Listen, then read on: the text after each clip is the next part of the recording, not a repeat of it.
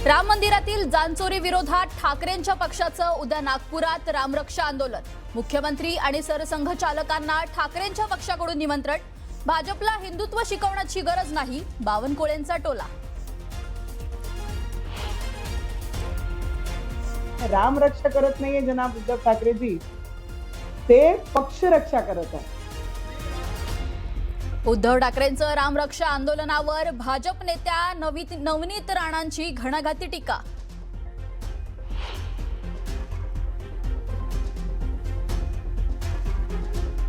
जयंत पाटलांनी मुख्यमंत्र्यांपाठोपाठ उपमुख्यमंत्री एकनाथ शिंदेंची भेट घेतल्यानं राजकीय वर्तुळात चर्चा।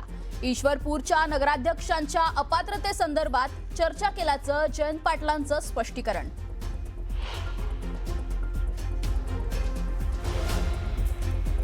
थ्री इडियट्स मधील रॅन्चो आणि सोनम वांगचुक यांचा काहीही संबंध नाही। चित्रपटावेळी आम्हाला ते माहितीही नव्हतं। लंडनमधील एका कार्यक्रमात आमिर खानचं स्पष्टीकरण।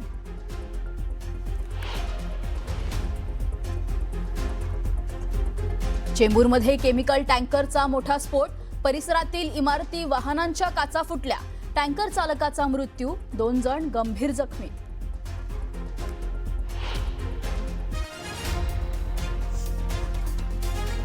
रत्नागिरीच्या खेडमधील रघुवीर घाटात दरड कोसळून वाहतूक ठप्प।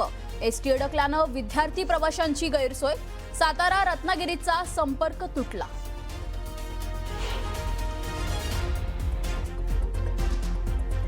आणि मुंबई DRIची मोठी कारवाई। विमानतळावर सोने तस्करीचं रॅकेट उद्ध्वस्त। 7.49 कोटींच्या सोन्याच्या तस्करीचा पर्दाफाश। 6 जणांना अटक। आता बातमी आहे उपनगरातनं। घडलंय असं की कल्याण आणि डोंबिवली शहराची बत्ती गुल झालेली आहे। गेल्या 3 तासापासून कोपर, डोंबिवली, ठाकुर्ली, विठ्ठलवाडी, उल्हासनगर, अंबरनाथ, बदलापूर शहरात वीज पुरवठा खंडित झालेला आहे। अतिउच्च दाब वाहिनी ट्रिप झाल्यानं वीज पुरवठा खंडित झाल्याचं कळतंय आणि कल्याण डोंबिवलीचा विद्युत पुरवठा खंडित झाल्यानं आता नागरिकांचे हाल होत आहेत। महापालिकांकडून युद्ध पातळीवर काम सुरू आहे आणि वीज पुरवठा लवकरात लवकर सुरळीत होईल अशी माहिती मिळते। अधिक माहिती आपण जाणून घेणार आहोत। तुमचे प्रतिनिधी अजित मांढरे आता क्षणाला आपल्या बरोबर आहेत। अजित, काय अपडेट? विशाल, कल्याण डोंबिवली म्हणजे अगदी कोपर पासून ते डोंबिवली असेल, त्यानंतर विठ्ठलवाडी, कल्याण, ठाकुर्ली, अंबरनाथ, बदलापूर हा सगळं जो उपनगर आहे ठाण्याचा, हा सगळा अंधाराखाली आहे। आणि यामुळे गेल्या 3 तासापासून इथं लाईट नाहीये। पाल आणि जे पडगाचं सबस्टेशन आहे त्या सबस्टेशन जवळ मोठा तांत्रिक बिघाड झाल्यामुळे ही लाईट नाहीये। बऱ्याच वेळा लाईट जी आहे कमीत कमी 8 ते 10 वेळा लाईट आली आणि गेली आहे। यामुळे आता शक्यता व्यक्त केली जाते की अनेकांचे फॅन, लाईट, टीव्ही किंवा काही इलेक्ट्रॉनिक जे इक्विपमेंट्स आहेत ते उडाल्याची शक्यता व्यक्त केली जाते। लाईट मध्ये मध्ये येते। आता पुन्हा एकदा लाईट आलेली आहे। आता ही जाईल का याची भीती नागरिकांना वाटते। मुळात नेमकं या सबस्टेशन मध्ये काय झालेलं आहे आणि लाईट ही रात्र अशी सुरू राहील का मध्ये जाऊन येऊन करेल, याबाबत नागरिक आता प्रश्न उपस्थित करू लागलेत। या सगळ्या तपशिलाबद्दल आता बघूयात। महायुतीत मित्रपक्ष असलेल्या कोकणातील 2 नेत्यांमध्ये आरोप प्रत्यारोपांच्या फैरी झडत आहेत। शिवसेनेचे नेते रामदास कदमांनी सुनील तटकरेंवर टीकेची झोड उठवली, तर सुनील तटकरेंनीही रामदास कदमांना जोरदार प्रत्युत्तर दिलंय।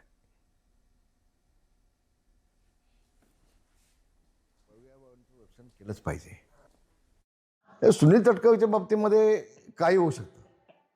सुनील तटकरे कुणाचा होऊ शकत नाही, कुणाचाही नाही, त्याच्या बापाचा पण होणार नाही। तो तटकरे जिथं खाईल ना, जेवेल तिथं शेत करणार, ही तटकरेची औलाद आहे। तर तटकरेच्या बाबतीमध्ये न बोलणं अधिक चांगलं आहे असं मला वाटतं। का आज अचानक मधीच रामदास भाईंनी, कारण ते फार मोठे ज्येष्ठ नेते आहेत, त्याच्यामुळे का त्याने आज एकदम माझी आठवण सकाळच्या प्रहरी केली, राम प्रहरी का आठवण झाली मला काय कळलं नाही। पण माझा स्वभाव आहे की गटारामध्ये दगड टाकून अंगावर मी काय घाण उठून घेत नसतो, त्यामुळे मला या विषयावरती काय बोलायचं नाही।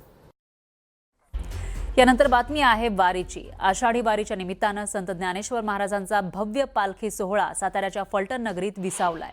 फलटणच्या ऐतिहासिक भूमीतील प्रभू श्रीराम मंदिरासमोर पालखी येताच लाखो वारकऱ्यांनी ज्ञानोबा तुकारामचा जयघोष केला।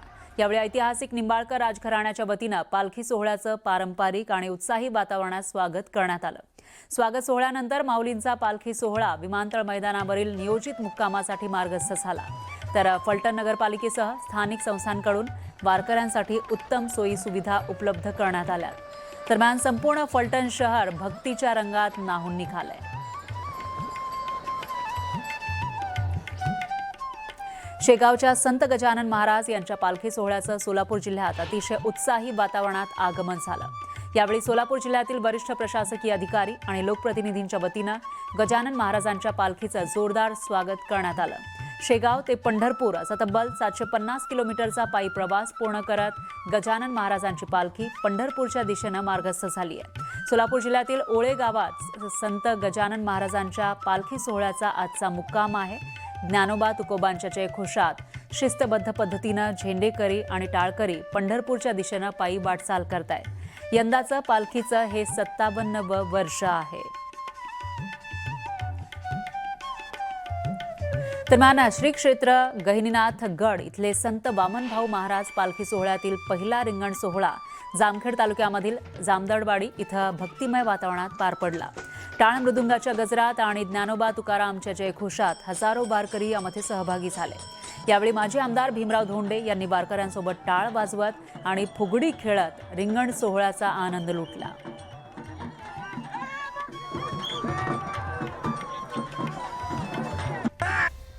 ब्रेकनंतर बातमी आहे राजकीय वर्तुळातून. कोकणामध्ये महायुतीमधल्या 2 नेत्यांमध्ये सध्या आरोप प्रत्यारोपांच्या फैरी झडतात. याच्यामध्ये एक आहेत ते म्हणजे सुनील तटकरे आणि दुसरे आहेत रामदास कदम. महायुतीमध्ये मित्रपक्ष असलेले कोकणामधील 2 हे नेते एकमेकांवर आरोप करताना दिसून येत आहे. शिवसेनेचे नेते रामदास कदम यांनी सुनील तटकरेंवर टीकेची झोड उठवली आहे, तर सुनील तटकरेंनी सुद्धा रामदास कदम यांना जोरदार प्रत्युत्तर दिलंय. सुनील तटकरेच्या बाबतीमध्ये काही होऊ शकतं. सुनील तटकरे कुणाचा होऊ शकत नाही, कुणाचाही नाही. त्याच्या बापाचा पण होणार नाही. तो तटकरे जिथं खाईल ना, जेवेल तिथं शेत करणार, ही तटकरेची औलाद आहे. तर तटकरेच्या बाबतीमध्ये न बोलणं अधिक चांगलं आहे असं मला वाटतं.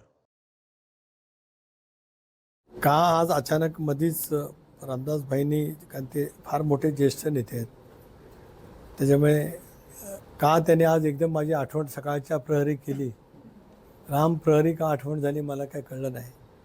पण माझा स्वभाव आहे की गटारामध्ये दगड टाकून अंगावर मी काय घाण उठून घेत नसतो, त्यामुळे मला या विषयावरती काय बोलायचं नाही. यानंतर मंडणगड वासियांसाठी अतिशय महत्त्वाची बातमी आहे. केंद्र सरकारच्या अमृत 2 अभियानांतर्गत मंडणगडच्या 41 कोटी 77 लाख रुपयांच्या पाणीपुरवठा योजनेला प्रशासकीय मान्यता मिळाली आहे. मात्र त्यानंतर महायुतीतच श्रेयबाद रंगला. आपण पाठपुरावा केल्यामुळे ही योजना मंजूर झाली असा दावा खासदार सुनील तटकरेंनी केला. तर तटकरे केवळ श्रेय लाटतात. या योजनेसाठी सातत्यानं मीच पाठपुरावा केला असा पलटवार गृहराज्यमंत्री योगेश कदम यांनी केलाय. यांना सुनील तटकरेंनी सुद्धा उत्तर दिलंय. मला आठवते ज्यावेळेस मी दापोलीच्या राजकारणाची सुरुवात केली त्या सुरुवातीपासून मी शब्द दिला होता आणि कुठलेही राजकारण न करता माननीय एकनाथ शिंदे साहेबांच्या मदतीने आज ही योजना आपण मंजूर करून घेतलेली आहे. आणि मला याच्यामध्ये कुठल्याही पद्धतीचं राजकारण करायचं नाही. आज माझा तिथं माझा विचाराचा नगराध्यक्ष नसताना देखील नगराध्यक्षांनी या बाबतीमधली कुठलाही पाठपुरावा शासन स्तरावरती केलेला नाही. फक्त आज त्यांच्या विचाराचा नगराध्यक्ष म्हणून ते हे क्लेम करतात. ठीक आहे, ह्याच्यामुळे त्यांना करायची वेगळं सुख मिळत असेल, त्यांना त्यांचं सुख भलं. मी दुसरा कोणी काय नाही केलं असं म्हटलं नाही. मी माझं काय प्रयत्न केले ते मी फक्त म्हटलं. याच्यामुळे काय कोणाचं महत्त्व कमी करणं, त्यांनी काय केलं नाही असं कुठंच माझ्या तोंडातून शब्द नाही. मला कोणावरती टीका करण्याची सवयच नाही. का मी बोललेलं सरळपणाने घ्यायच्या ऐवजी अंगावर ओढून घेतात मला माहीत नाही. पण मी मात्र कोणी किती जरी काय बोललं, गलीच्या शब्दात बोललो, तो आपापल्या विचारशक्तीनुसार, कुवतेनुसार, त्याच्या मानसिकतेनुसार, त्याच्या वैचारिक दर्जानुसार बोलत असतो. ज्यांना ज्या पद्धतीने बोलावं त्याने बोलावं, मला काही फरक नाही. अगदी किती वाईट पद्धतीने बोललं गेलं तरी मी स्थिर आहे.